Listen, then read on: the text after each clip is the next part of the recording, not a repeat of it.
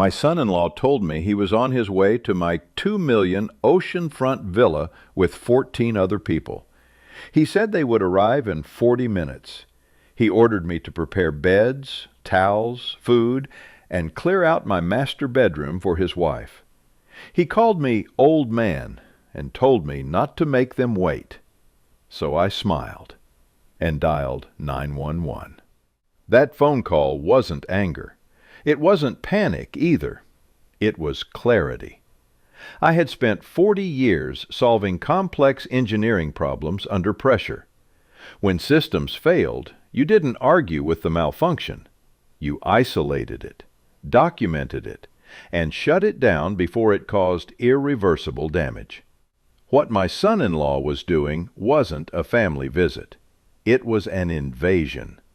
The Pacific Ocean stretched endlessly outside my floor-to-ceiling windows, waves rolling against the private beach below my newly purchased villa. I had closed on the property just 1 week earlier. $2 million. Paid in full. No mortgage. No debt. This house was supposed to be my quiet reward after decades of discipline, long hours, and sacrifice. I was recently retired, widowed, tired in the way only men who carried families for decades truly understand. This villa was meant to be my peace. Instead, it became the moment everything finally snapped into focus. Family helps family, my son-in-law had said on the phone, his voice dripping with entitlement. You taught me that. No, I taught responsibility. I taught gratitude. I taught boundaries. Somewhere along the way, he learned something very different. While he barked orders through the phone, I stood in my kitchen surrounded by unopened moving boxes, my life still half-packed, my daughter's framed photo already placed carefully on the mantel. Emily had been gone 3 years. Cancer, fast and merciless. Her death left a silence in my life that never fully healed, and her husband learned quickly how to exploit that silence. The call ended abruptly. No goodbye, just demands. I checked my watch. 35 minutes. Through the windows I saw dust rising from the private coastal road, multiple vehicles, SUVs, a pickup truck stacked with coolers and luggage. He hadn't been bluffing. He really thought my home belonged to him. That was the moment I understood something painful and final. This wasn't about family anymore.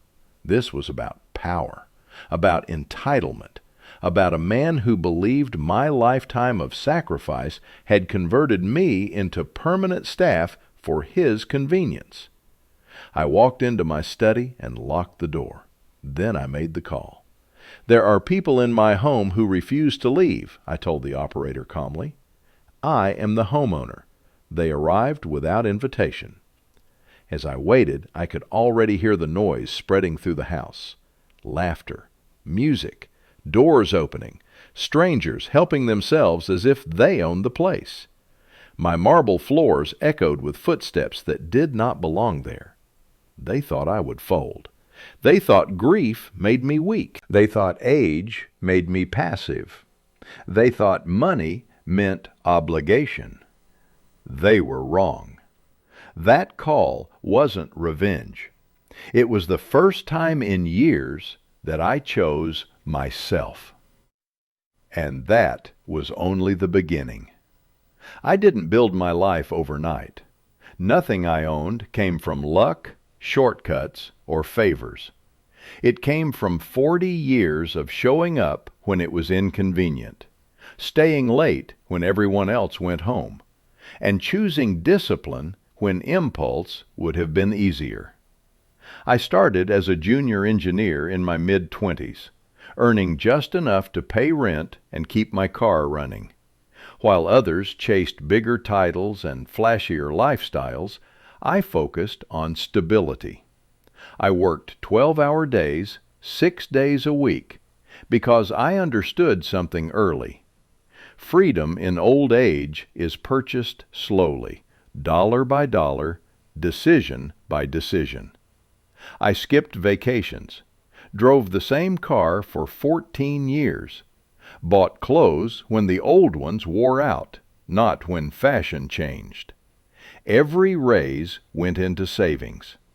Every bonus into investments. I didn't complain. I had a plan. That plan included family. When my daughter Emily married Brian, I didn't hesitate to help. He talked big about startups and potential, but potential doesn't pay bills. So I did what fathers do. I stepped in quietly. First, it was his MBA. He said the degree would unlock better opportunities. I believed him. $45,000 over 2 years. Tuition paid directly to the university. No loan, no interest, just trust. Then came the house. His credit wasn't strong enough to qualify for favorable terms, so I covered the down payment. $60,000 transferred in one wire. I told myself it was temporary. He'd pay me back when things stabilized. They never did. When Emily got sick, everything else stopped mattering. Cancer doesn't care about plans. It doesn't care about timing. It just takes. I paid $85,000 in medical bills without blinking. Specialists, treatments, medications insurance wouldn't cover. I would have paid double if it meant more time with her. Brian watched me sign those checks. Never once did he say thank you. After Emily died, I expected the requests to stop. I was wrong. They increased. Car repairs, credit cards, missed mortgage payments. Just this once, he'd say. We're almost back on our feet. Each time, the amount grew. 5,000 here, 8,000 there. Emergency transfers always framed as temporary solutions. I kept records, not because I expected conflict, but because old habits die hard. Engineers document everything. By the time I reviewed the numbers years later, the total shocked even me. $290,000. That was the cost of loyalty, of grief, of believing that family meant reciprocity.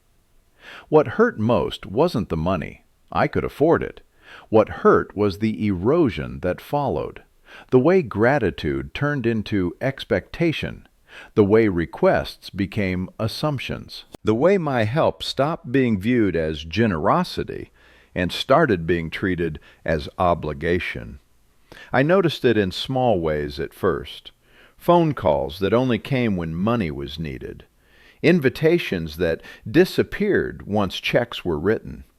Conversations that revolved around what I could provide rather than how I was doing. When I bought the villa, I didn't tell many people. It wasn't about status. It was about peace.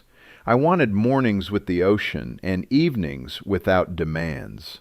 Brian found out anyway, and the moment he did, the tone changed. Not congratulations, not you deserve this, just instructions.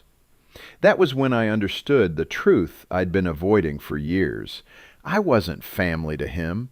I was infrastructure, a resource to be accessed, a system to be exploited, a man whose lifetime of discipline had been quietly converted into entitlement for others. Everything I had built with restraint and patience was suddenly treated like communal property. And the worst part? He genuinely believed he was owed it. That realization didn't make me angry. It made me cold. Because once you see the system clearly, you stop reacting emotionally. You start planning. The decay didn't arrive all at once. It never does. If it had, I might have stopped it early. Instead, it crept in quietly, disguised as familiarity, wrapped in the language of family and convenience. At first, Brian still said thank you. Not sincerely, but enough to sound polite. The gratitude came quickly, automatically, like a reflex he hadn't yet lost. Then it changed. Thank you became, I appreciate it, which became nothing at all. Calls stopped being conversations. They became transactions. He didn't ask how I was sleeping after Emily's death. He didn't ask if the house felt empty. He asked if I could spot him something real quick until a client paid. He asked if I could float a few expenses while things stabilized. Stabilized became his favorite word. Everything was always about to stabilize. It never did. I started noticing the tone before I noticed the pattern. A slight impatience when I hesitated. A pause that carried expectation. Silence that assumed compliance. When I asked questions, he answered like I was slowing him down. "You don't need the details," he'd say. "It's just temporary." Temporary stretched into months, then years. The most unsettling change was how he spoke about my things, not his, mine. The house I lived in before the villa became that place you don't really use. My savings became money that's just sitting there.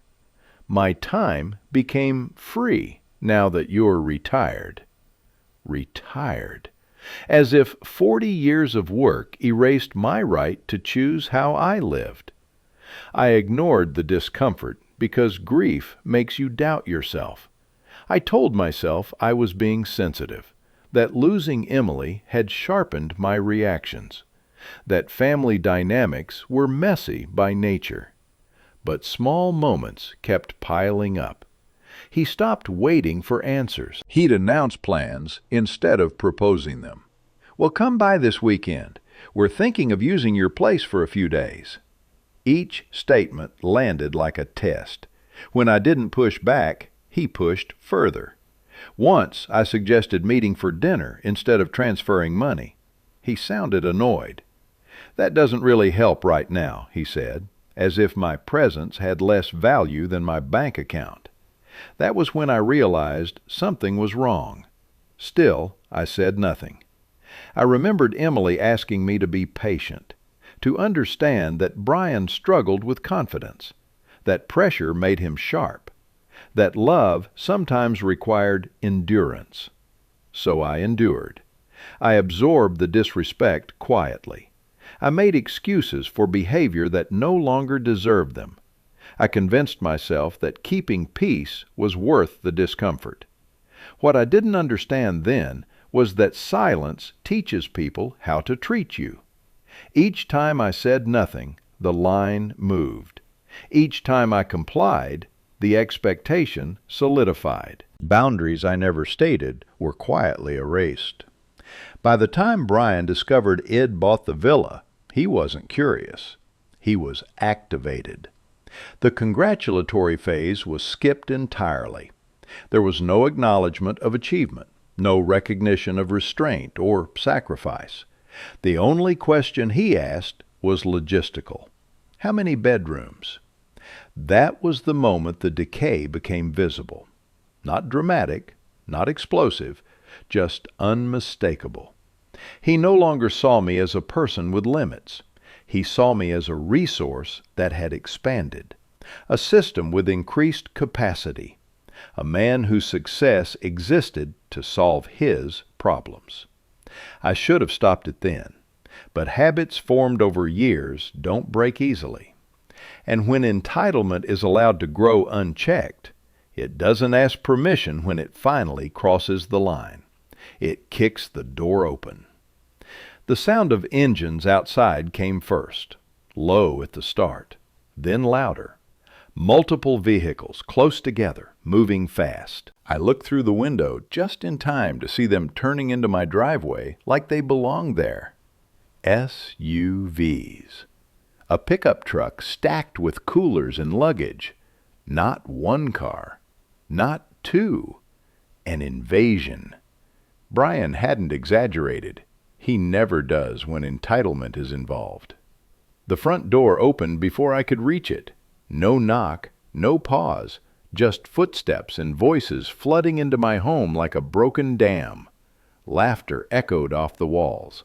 Someone dragged a suitcase across my marble floor. Another voice whistled in admiration. "This place is insane! Man, you weren't kidding!" I stood frozen in my own foyer while strangers poured in around me, brushing past my shoulders, setting bags down wherever they pleased. Beer cans hit my kitchen counter. Music started playing from someone's phone. Brian walked in last, confident, smiling, sunglasses still on. "What's up, old man?" he said, clapping me lightly on the shoulder like I was a doorman. "Told you we'd make good time." I told him the house wasn't ready, that I hadn't agreed to this, that 15 people couldn't stay here. He laughed. "Relax," he said. "Family helps family." Then he gestured toward the hallway. "Jessica wants the master bedroom. Best light, best view." That was the moment something inside me cracked. Not loudly, not dramatically, cleanly. My master bedroom wasn't just a room. It was the space I had imagined for years, the place I planned to wake up to the ocean, the place where I'd finally sleep without deadlines, without emergencies, without requests, and he claimed it like it was already his. I stepped in front of him and said no. He didn't hear it. He moved around me instead. People followed him down the hall, opening doors, choosing rooms, laughing about who got the balcony. One of them walked into my bedroom without asking. Another voice called out that the bathroom was perfect for filming content. Filming. In my home. In my sanctuary. Then Brian said it. The line that crossed every remaining boundary. "Emily would want this," he said casually. "She always said family should share everything." I felt the air leave my lungs. He used my dead daughter's name like leverage. Not with emotion, not with reverence, with calculation. That was the betrayal.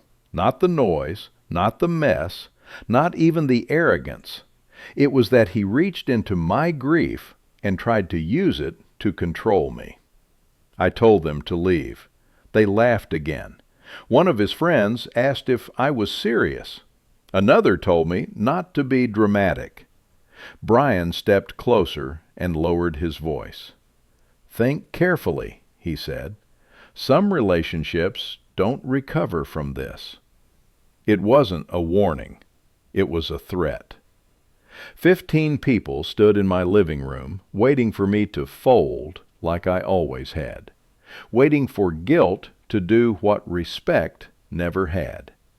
That was when I understood something final. This wasn't misunderstanding. This wasn't miscommunication. This wasn't family conflict. This was deliberate. And if I didn't stop it now, it would never stop. I turned away from them, not in defeat, in decision. I locked the door to my study and leaned against it, listening. Outside, their voices blurred together. Confusion, annoyance, laughter that tried to pretend nothing had changed. They were still operating under the same assumption they always had, that I would cave, that silence was weakness, that age meant compliance. For the first time in years, I didn't feel overwhelmed. I felt awake. I sat at my desk and looked around the room. The shelves lined with engineering manuals, project binders stacked neatly, each labeled, each documented. 40 years of my life had been spent solving problems by breaking them down, removing emotion, and trusting evidence. This wasn't chaos. This was a system failure, and systems could be shut down. When the police arrived and escorted them out, I didn't watch with anger. I watched with detachment. Brian's face shifted from confidence to disbelief. Jessica cried. Some of their friends avoided eye contact. Others muttered insults under their breath. None of it moved me. The door closed. The house went silent. That night, I didn't sleep much. Not because of regret, but because of clarity. For the first time, I allowed myself to see the pattern without excuses, without Emily's memory softening the truth, without guilt rewriting history. I wasn't helping. I was being exploited. The next morning, I made calls. Not emotional calls, strategic ones. First was my attorney, a man I trusted for years to handle estate planning and property transactions. He listened quietly as I laid everything out, every transfer, every promise, every escalation. He didn't interrupt. When I finished, he said something simple. "You've been financially abused." The words landed heavier than I expected. Abuse wasn't loud. It wasn't violent. It was systematic, calculated, and hidden behind family language that made resistance feel immoral. He told me to gather everything.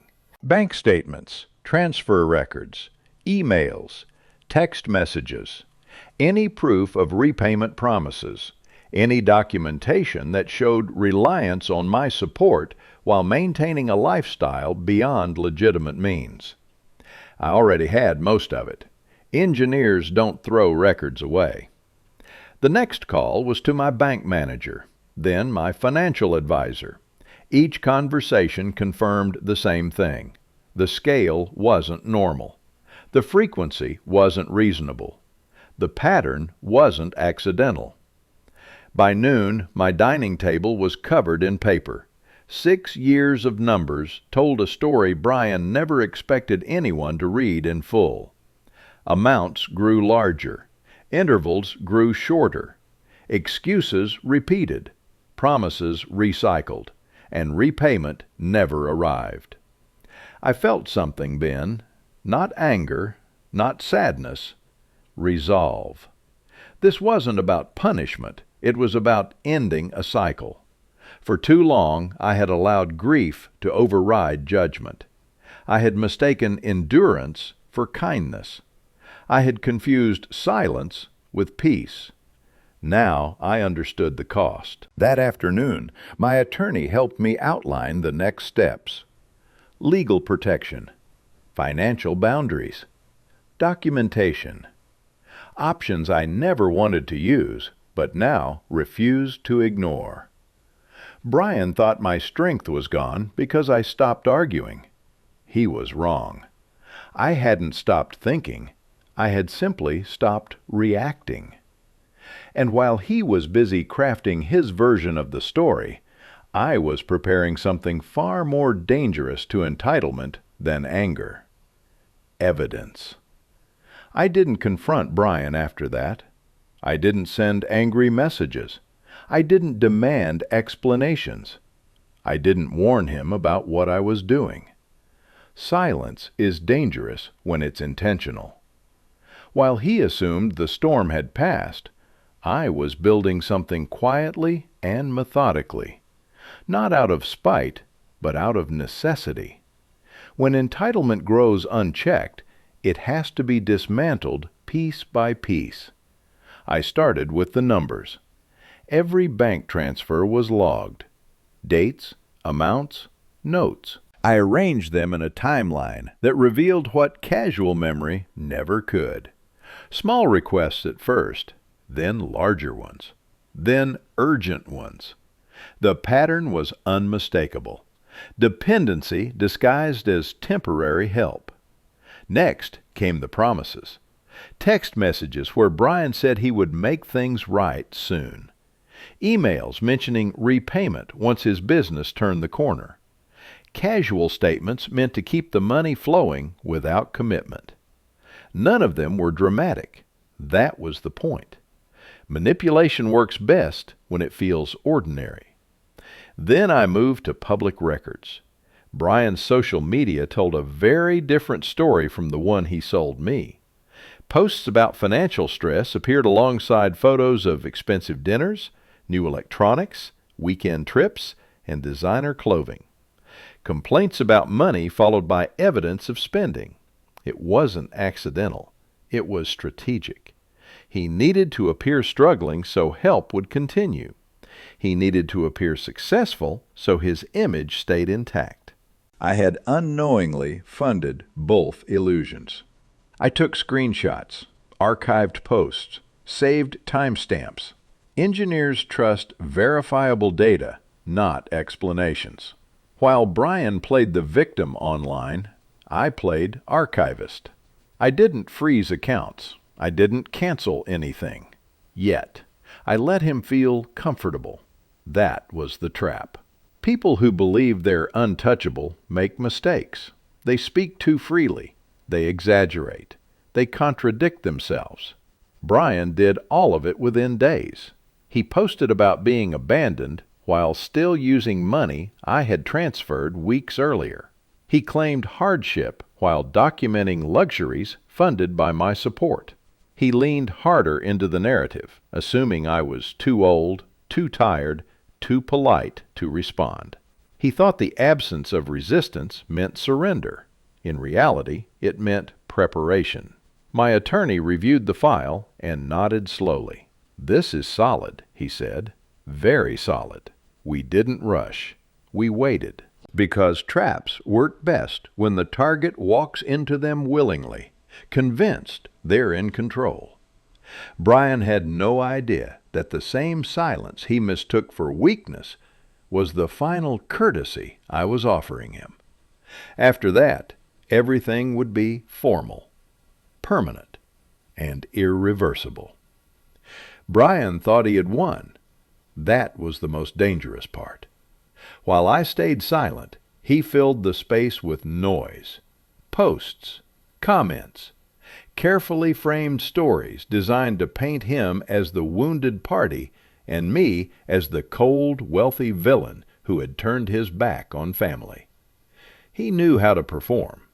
He posted late at night, when emotions ran high and facts mattered less. Photos of his wife crying in the car. Long captions about betrayal, loyalty, and how money changes people. He used my daughter's name again, this time publicly, implying she would be ashamed of me. And people believed him. Friends I hadn't spoken to in years commented with sympathy. Distant relatives shared his posts without asking questions. Strangers piled on with moral judgments, confident in their outrage. Brian soaked it in. He replied to comments like a man enjoying applause, thanking people for their support, talking about healing, talking about forgiveness, as if he were the one who had been wronged. Behind the scenes, he grew bolder. His messages to me shifted from panic to arrogance. He accused me of overreacting, of embarrassing him, of destroying relationships. He hinted that people were turning against me and that I would regret standing my ground. He said it was all in my head. He said I was alone. What Brian didn't understand was that arrogance creates blind spots. The more confident he became, the more careless he grew. He contradicted himself publicly, complained about being broke one day, then posted photos from an expensive restaurant the next, claimed he had never asked for anything, while old posts surfaced where he openly thanked me for bailing us out.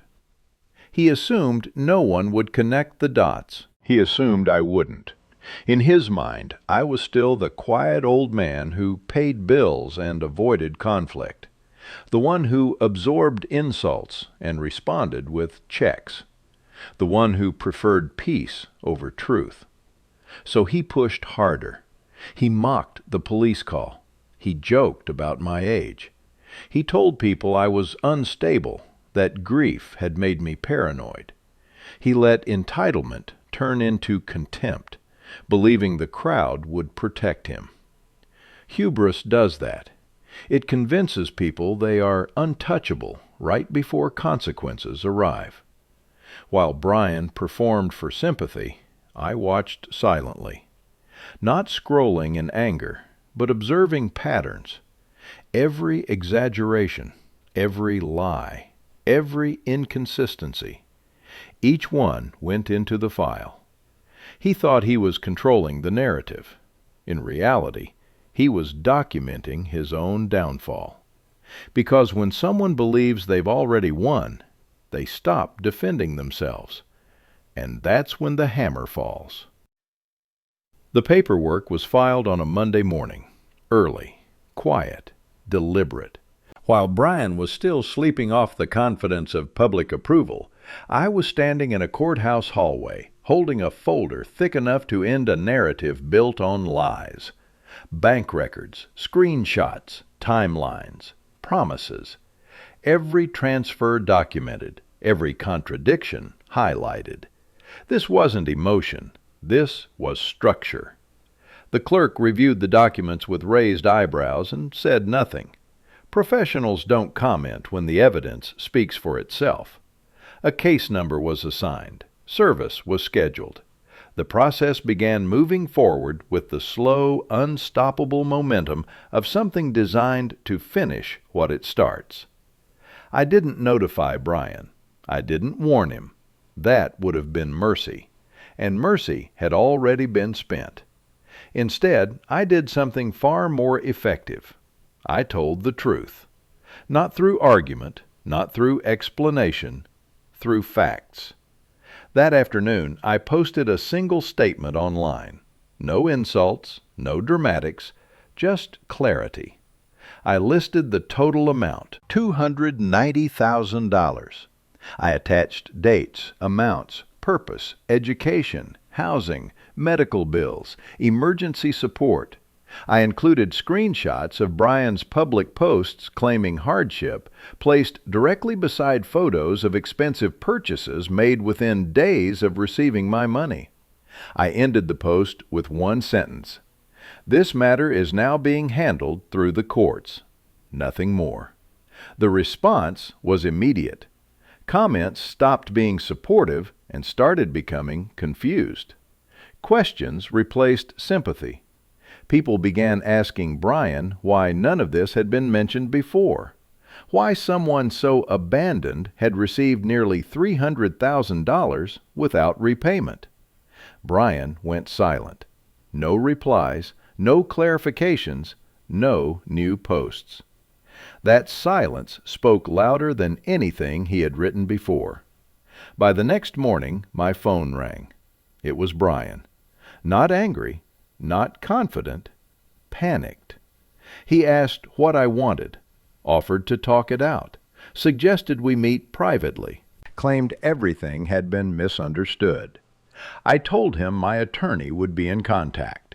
I hung up. Within hours, his lawyer reached out. Settlement discussions, damage control, retractions. Words that only appear when confidence collapses. Brian had believed the fight would stay emotional. He didn't realize I had moved it somewhere far less forgiving, into records, into courtrooms, into consequences that don't care how many people like you. That was when I knew. The story he told the world was over. The truth had arrived. And it wasn't interested in debate. Brian unraveled faster than I expected. Once the narrative slipped from his control, everything followed. The sympathy that had fueled him turned into silence, then suspicion, then quiet withdrawal. People didn't apologize publicly. They rarely do. They just stopped defending him. That alone told me everything. His lawyer called twice in one day, then again the next morning. Each call came with softer language and lower expectations. The confidence that once powered Brian's threats had drained away, replaced by calculation and fear. They asked for time. They asked for discretion. They asked if I would consider resolving this quietly. I declined. Quiet resolution is for misunderstandings. This was a pattern.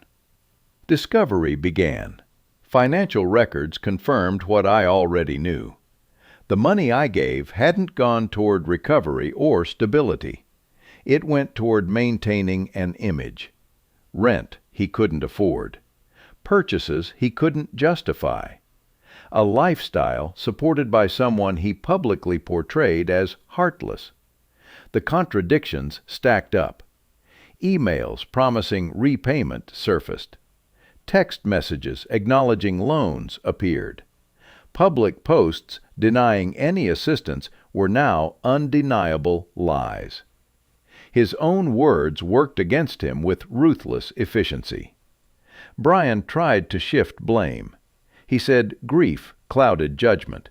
He said expectations were unclear. He said he thought the money was unconditional. The judge didn't agree. Patterns don't lie. The ruling was decisive. Brian was ordered to repay a significant portion of what he had taken. A payment plan structured over several years. Legal fees. A formal retraction posted publicly correcting his previous claims. The collapse wasn't loud. There was no shouting, no dramatic confrontation, just silence. His social media accounts went dark. His friends stopped tagging him.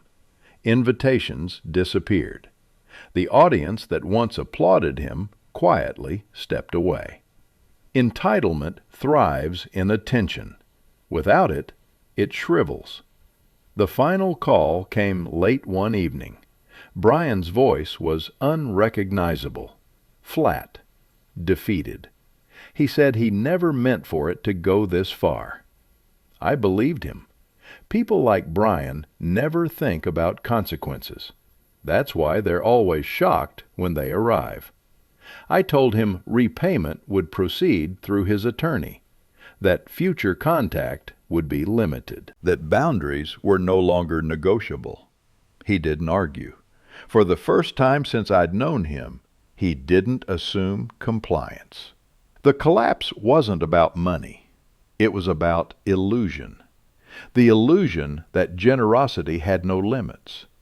The illusion that silence meant approval. The illusion that manipulation could replace respect. When those illusions failed, there was nothing left to stand on. And for the first time in years, I felt something unfamiliar. Relief. The house is quiet now. Not the heavy kind of silence that comes from loss, but the clean silence that follows resolution. The kind you earn, not inherit. Each morning I wake to the sound of waves instead of demands. I drink my coffee on the deck, watching the tide roll in with no agenda attached to it. No phone calls asking for help. No messages framed as emergencies. No guilt disguised as obligation. Peace isn't loud. It doesn't announce itself. It settles in when you finally stop negotiating with people who never planned to respect you. I didn't become colder after everything that happened. I became clearer. I learned that generosity without boundaries isn't kindness. It's self-erasure. And self-erasure doesn't help anyone, not even the people who benefit from it. Brian repays the debt now, slowly, methodically, through the proper channels. There are no conversations, no updates, no emotional appeals, just numbers moving in the correct direction for the first time in years. That's accountability. I don't wish him harm. I wish him growth. Growth that can only come when someone is forced to stand on their own instead of leaning on another person's spine. As for me, I've rebuilt something more valuable than money: control. I choose who visits my home. I choose how my resources are used. I choose silence when it serves me, and distance when it protects me. Family still matters to me, but family now means mutual respect. Invitation. Choice. Not access without consent. I keep Emily's photo by the window where the light is soft in the evenings. Sometimes I talk to her, not with regret, but with honesty. I learned, I tell her, and I didn't lose myself in the process. The legacy I leave behind won't be unlimited generosity. It will be wisdom, a simple truth earned the hard way. Kindness without boundaries is weakness, but kindness with self-respect is strength. And strength, once reclaimed, is impossible to steal again. If this story resonated with you, if you've ever felt taken for granted by people who call it family, if you've ever given too much and been told it still wasn't enough, you're not alone. Your boundaries don't make you selfish, they make you sane. If you found value in this story, please like the video, subscribe to the channel, and share your thoughts in the comments. Your experience might be the reminder someone else needs today. Thank you for listening.